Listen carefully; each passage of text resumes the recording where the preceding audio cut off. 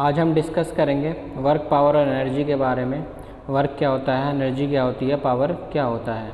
आइए शुरू करते हैं। तो सबसे पहले हम डिस्कस करेंगे वर्क के बारे में कि वर्क क्या होता है। Work is defined as the product of force magnitude F and displacement of magnitude D। तो वर्क क्या होता है कि दोनों का प्रोडक्ट होता है, किस किस का, मैग्नीट्यूड फोर्स का एंड मैग्नीट्यूड ऑफ डिस्प्लेसमेंट का। मीन्स दोनों के प्रोडक्ट जो होगा वो हमारा क्या होगा, वर्क होगा। इसी को थोड़ा हम डीपली डिस्कस करेंगे अभी आगे। इसी के बाद हम कुछ इमेज हैं यहाँ पर हमें शो कर रहे हैं।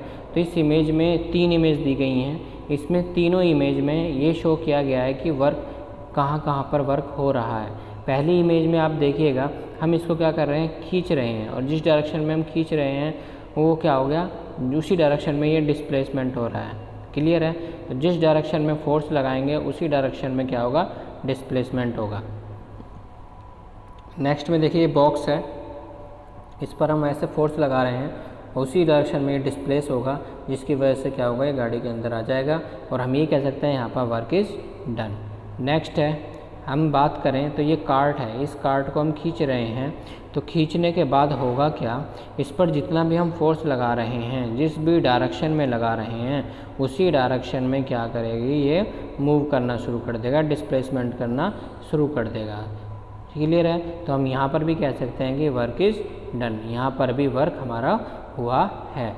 तीनों की तीनों जो इमेज हैं, तीनों की तीनों जो पिक्चर हैं, वो ये शो कर रही हैं कि जहाँ पर जिस डायरेक्शन में आप फोर्स लगाएंगे उसी डायरेक्शन में डिस्प्लेसमेंट होगा, और डिस्प्लेसमेंट और फोर्स दोनों अगर होंगे तो वहाँ पर वो वर्क भी ज़रूर होगा।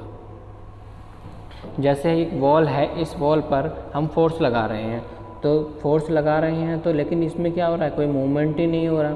इस वॉल पर अगर हमने फोर्स लगाया तो हमारा क्या हुआ, work equal to F into D, मैंने अभी आपको बताया। और यहाँ पर क्या हो गया, जब कोई डिस्प्लेसमेंट ही नहीं हो रहा तो ये तो ज़ीरो हो गया, और किसी भी के साथ भी आप ज़ीरो के मल्टीप्लाई करेंगे तो सारा ज़ीरो हो जाएगा। दैट मीन्स ये वर्क क्या हो गया, ज़ीरो हो गया। क्लियर है। तो यहाँ पर कोई वर्क डन हुआ ही नहीं है, क्योंकि जो डिस्प्लेसमेंट है वो हुआ ही नहीं है। वॉल पर अगर हमने फोर्स लगाया तो वॉल तो वहीं की वहीं है, उसमें कोई डिस्प्लेसमेंट नहीं हुआ। तो हम ये कह सकते हैं कि यहाँ पर क्या हुआ, वर्क डन क्या हो गया, ज़ीरो हो गया। नेक्स्ट इस फिगर में भी देखिए, डायरेक्शन, तो इस डायरेक्शन जो है वो ये है, लेकिन जो हम फोर्स लगा रहे हैं वो ये है। दैट मीन्स यहाँ पर भी कोई वर्क डन नहीं है, क्योंकि जो जिस पर हम फोर्स लगा रहे हैं वो तो अपनी पोजीशन में ऐसे के ऐसे ही, वहाँ कोई डिस्प्लेसमेंट ही नहीं हुआ। ठीक है। तो हम ये कह सकते हैं कि यहाँ पर भी कोई वर्क डन नहीं हुआ। और जैसे ये लिफ्टर है, इस लिफ्ट में क्या हुआ, जैसे ही इन्होंने यहाँ पर लिफ्ट को उठाया तो ये फोर्स इस डायरेक्शन में लगा, ऊपर की तरफ को फोर्स लगा, और डिस्प्लेसमेंट भी ऊपर की तरफ का हुआ, यानी कि पहले इस पोजीशन में थी, फिर यहाँ पर आ गए। दैट मीन्स ये डिस्प्लेसमेंट हो गया। तो यहाँ पर भी क्या हुआ, वर्क डन हुआ। जैसे ही हमने वो फोर्स को हटाया तो वो क्या हो गया, नीचे की तरफ वापस आ जाएगा। और क्यों आएगा, ये हमने यहाँ पर कोई फोर्स नहीं लगाया, यहाँ पर एक और फोर्स लगा, जिसको हम कहते हैं ग्रेविटी। अगर कुछ भी हमारे एटमॉस्फेयर में है तो वो ग्रेविटी उसको अपनी तरफ खींचती है। तो यहाँ पर जो फोर्स लगा वो ग्रेविटी का फोर्स लगा है। ठीक है। जब हमने उसको लिफ्ट किया तो हमने अपनी तरफ से फोर्स लगाया था, लेकिन जब हमने उसको छोड़ दिया तो वो नीचे की तरफ आया है और उस पर जो ग्रेविटी का फोर्स लग गया है।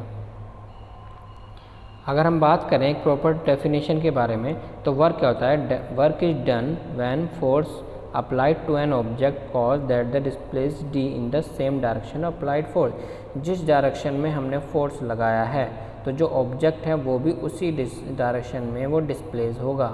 क्लियर है। तो हम ये कह सकते हैं कि यहाँ पर क्या होगा, ट्रांसफरिंग ऑफ एनर्जी होगा, कि जो एनर्जी है वो ट्रांसफ़र हो रही है one form to another. Clear है। जैसे अभी इस ग्राउंड पे हम देख रहे हैं, हम यहाँ पर चल रहे हैं, और चल रहे हैं तो यहाँ से नीचे से भी एक फोर्स लग रहा है और मोमेंट हमारा आगे हो रहा है, और ऐसे ही हमारा फोर्स लग रहा है। तो हम ये कह सकते हैं कि हम तभी चल पा रहे हैं जब यहाँ पर वर्क हो रहा है। क्लियर है। हम एक्शन रिएक्शन लॉ भी कह सकते हैं कि न्यूटन थर्ड लॉ के अकॉर्डिंग भी ये सब पॉसिबल होता है। क्लियर है। ये सब हम डिस्कस करेंगे फ्रिक्शन के बारे में, फ्रिक्शन में। क्लियर है। तो यहाँ तक हमने डिस्कस किया वर्क के बारे में, और इसी में इसका फॉर्मूला होता है work equal to F into D cos theta. F क्या होता है, फोर्स, D क्या होता है, डिस्प्लेसमेंट, एंड कॉस थीटा क्या है, जितने एंगल पे वो डिस्प्लेस हुआ है। क्लियर है। तो ये सब क्या था, वर्क के बारे में। आगे हम डिस्कस करेंगे काइनेटिक एनर्जी के बारे में। Thank you and have a good day.